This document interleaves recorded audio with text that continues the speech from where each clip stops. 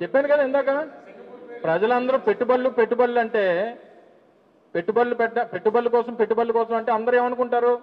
ఒక రాష్ట్ర ప్రభుత్వం, రాష్ట్ర ముఖ్యమంత్రి గారి కొడుకు పెట్టుబడుల కోసం అంటే ఎవరన్నా ఏమనుకుంటారు? రాష్ట్రాన్ని పెట్టుబడులు తేడానికి వెళ్ళారేమో అనుకుంటారు. కానీ జరిగింది అది కాదు. 95 నుంచి ఆయనకు ఉంది ఏంటంటే ఆయన సంపాదించినటువంటి ప్రతి అవినీతి డబ్బు కూడా అక్కడ 5 స్టార్ హోటల్స్ రూపంలోనో ఇతర ఇన్వెస్ట్మెంట్స్ రూపంలో సింగపూర్లోని పెట్టుబడులు పెట్టడానికి అనేటువంటిది అందరూ తెలిసినటువంటిది. రాజకీయంగా అవగాహన ఉన్నటువంటి ప్రతి ఒక్కరికి తెలుసు. మొన్న కూడా వెళ్ళింది దానికోసం వెళ్ళారు. దాన్ని కొడుక్కి ట్రాన్స్ఫర్ చేయడానికో లేదా కొడుక్కి అప్పచెప్పడానికి వెళ్ళినట్టుగా నేనైతే చూస్తాను. చెప్పు జార్జ్, ఏంటి పెట్టారు కదా? 2014 నుంచి 19 మధ్యలో 5 సార్లు పెట్టారు. 20 లక్షల కోట్లు, 40 లక్షల మందికి ఉద్యోగాలు అన్నారు. చెప్పమనండి ఒకరిదన్నా. అప్పుడు జరిగినటువంటి సమ్మిట్లో వచ్చినటువంటి పెట్టుబడులు ఏంటి, వచ్చినటువంటి ఉద్యోగాలు ఏంటి ఒకసారి చెప్పమనండి.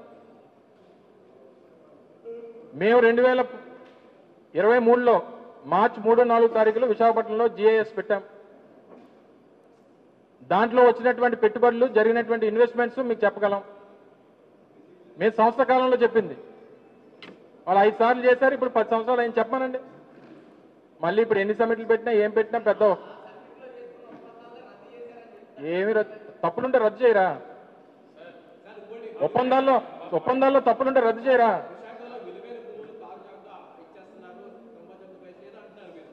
ఏదో అంటలేదు, అందరూ అంటున్నారు. ఏంటి ఎవరికి ఇవ్వాలి? ఎవరికి ఇచ్చి మేము భూములు ఇచ్చినప్పుడు ఎవరికి ఇచ్చినా అప్పుడు ఉన్నటువంటి రేట్ ప్రకారం అప్పుడు ముఖ్యమంత్రిగా జగన్మోహన్ రెడ్డి గారి తాలూకా పాలసీ ఏంటంటే రాష్ట్రంలో ఉన్నటువంటి అన్ని ప్రాంతాల్లో కల్లా విశాఖపట్నం అత్యంత విలువైనటువంటిది. విశాఖపట్నంలో ఉన్నటువంటి భూములు అత్యంత విలువైనటువంటివి. ఏది ఇచ్చినా దాని మీద అది మెటీరియలైజ్ అయ్యి నలుగురికి ఉపాధి కల్పించేటువంటి పరిస్థితుల్లో ఇవ్వాలి తప్ప ఎవరు వచ్చినా సరే ఒకటి చెప్పు, వ్యాపారం పెట్టేటువంటి ఏ వ్యక్తి వచ్చినా ఇక్కడ వనరులు లేకుండా అవకాశం లేకుండా ఎవడు రూపాయి పెట్టుబడి పెట్ట చెప్పు. ఎవరు ఇవ్వలేదని ఎవరు చెప్పారు? ఇలా ఒకసారి నువ్వు నీకోసం తెచ్చాను లిస్టు. అమ్మా ఆ 18 పేజీల లిస్టు తీసుకురమ్మా, ఇక్కడ ఉంది. నీకు చెప్తాను, అవన్నీ చెప్తే బాగోదు. ఇలా నీకు ఎక్కడ రూపాయిగా ఇచ్చిన చూపిస్తానంట. చూపిస్తాను లిస్టు, నీకు పేర్లని చెప్తాను రా. నువ్వు ఓపెన్ హార్ట్ చేద్దా? ఓపెన్ హార్ట్ విత్ ఆర్కే ఆ స్థాయిలో ఆయన మమ్మల్ని ఎలాగ పిల్ల కానీ నువ్వు చేస్తావు పని.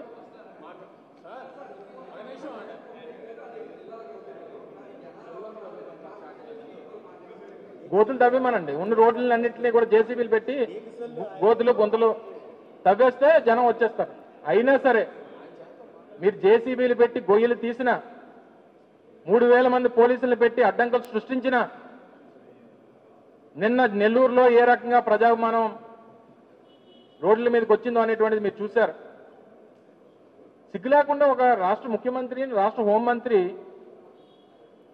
పాత వీడియోలు చూపించి అలా పరువు ఎలా తీసుకుంటున్నారు నాకు అర్థం కావట్లేదండి. ఏడ చేశారు? మీకు కూడా పాత వీడియోలు ఉంటాయి, తీసేయమంటావేంటి? యూట్యూబ్లో అన్ని వీడియోలు ఉంటాయి. పాత రికార్డ్ అయినవి ఉంటాయి, కొత్త రికార్డ్ అయినవి ఉంటాయి, లైవ్ అవుతుంది ఉంటాయి, అన్నీ ఉంటాయి. ఇప్పుడు నేను మాట్లాడింది నువ్వు పాత ప్రెస్ మీట్ తీసుకొని చూపిస్తానంటే చూపించవచ్చు కదా. గ్రీన్ మ్యాట్లు చేస్తారని ఆ గ్రాఫిక్స్ అవి మాకు అలవాట్లేవు, మీకే అలవాటు. 96లో చంద్రబాబు సింగపూర్ వెళ్ళాడు, ఇన్వెస్ట్ చేశాడు. అంటే ఇప్పుడు సింగపూర్ వెళ్తుంది చంద్రబాబు. ఇప్పుడు కూడా అమరావతిలో ఏమన్నా వాళ్ళ చేత వీళ్ళ పేరు మీద ఇన్వెస్ట్మెంట్ పెట్టించిన అవకాశం ఉందని అదే కదా నేను దాని మీద ఛాలెంజ్ చేశాను. అమరావతిలో గత 2014-19 మధ్యలో ఆ కన్సార్టియమే పెట్టుబడి ఏమో రాష్ట్ర ప్రభుత్వం పెడుతుంది, వాటాకేమో సింగపూర్ ప్రభుత్వానికి సింగపూర్కి ఇన్వెస్టర్స్కి వాటా ఇస్తుంది. వాళ్ళు రూపాయి పెట్టరు, జస్ట్ ప్లాన్ ఇస్తారట, ఐడియాస్ చెప్తారట, 250 కంపెనీలు తీసుకొని వచ్చి పెడతారట.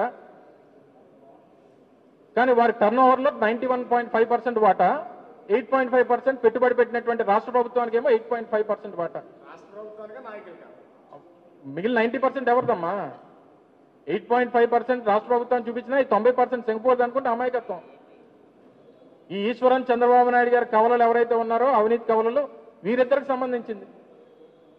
సో ఇవన్నీ కూడా చర్చకి రమ్మనండి ప్రభుత్వాన్ని, ప్రభుత్వంలో ఉన్నటువంటి పెద్దల్ని. ఇప్పుడు ఈ లూలు మాల్కి చాలు thank you. Last question, Lulu మాల్కి సంబంధించి ఇప్పటివరకు 1500 కోట్లు 2000 కోట్లు అని చెప్తున్నారు.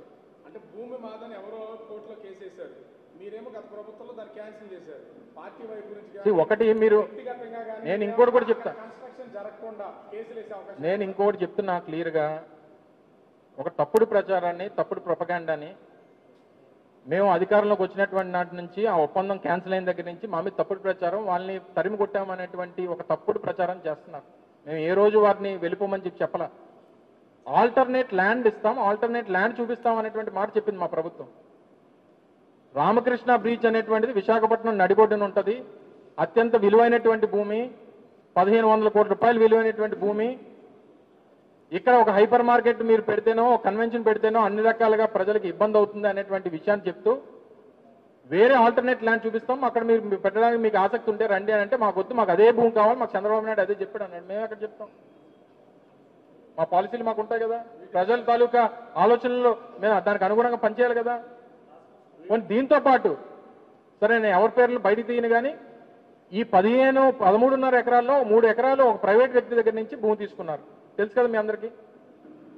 అంటే బోత్ సైడ్స్ రోడ్డు ఉండాలన్నటువంటి లూలు తాలూకా ఆలోచన ఏదైతే ఉందో, వారి అవసరాలు ఏవైతే ఉన్నాయో వాటి అవసరాలకు అనుగుణంగా 2 వైపుల భూమి ఉండాలంటే ఒక ప్రైవేట్ వ్యక్తి దగ్గర నుంచి 3 ఎకరాలు భూమి తీసుకున్నారు. దానికి ఆల్టర్నేట్ ల్యాండ్ విశాఖపట్నం నడిబొడ్డున ఉన్నటువంటి కొన్ని భూముల్ని వారికి ఇచ్చారు. మీకు తెలుసా లేదా?